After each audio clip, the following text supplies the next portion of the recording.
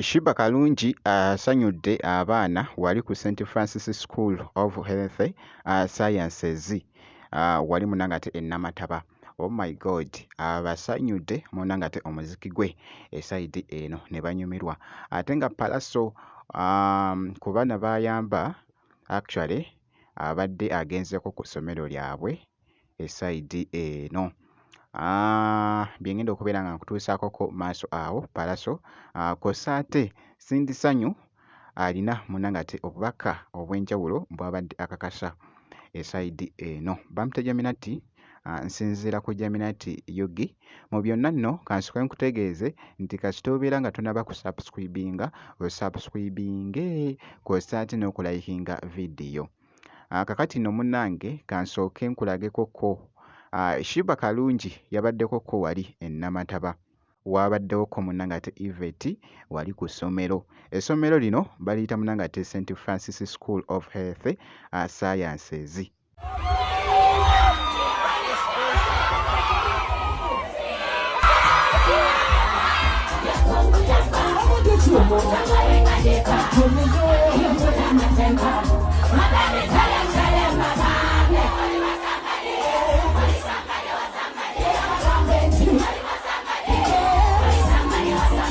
For supporting me.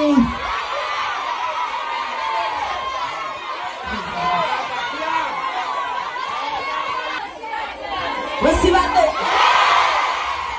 Really? Recibate. Be my editor, recibate. Baby, you miss how recibate. Baby, no pain, how recibate. Say, listen, the selector. Back me up, selector. As in the cases only what put your socks on.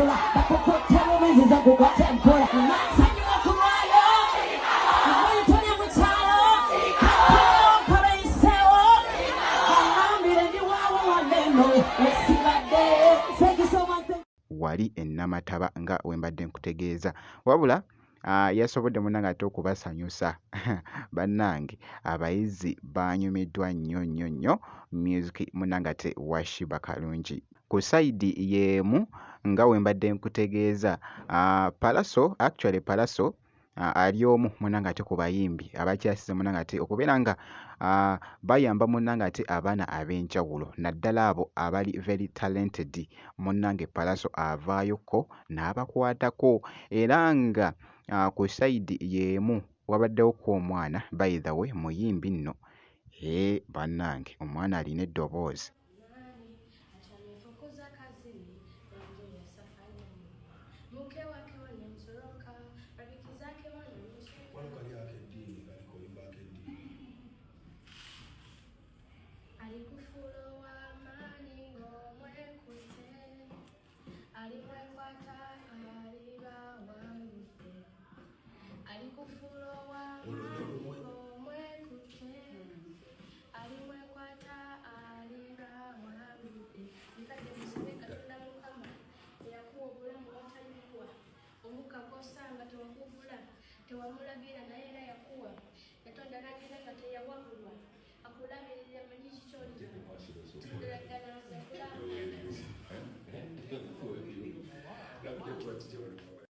Bw'atyo nno munangate Palaso bwe yalabiseeko ku ssomero ly'omwana oyo wali wonna nga boogeza ku munangate okulaba bwe kibadde munangate mu katambi.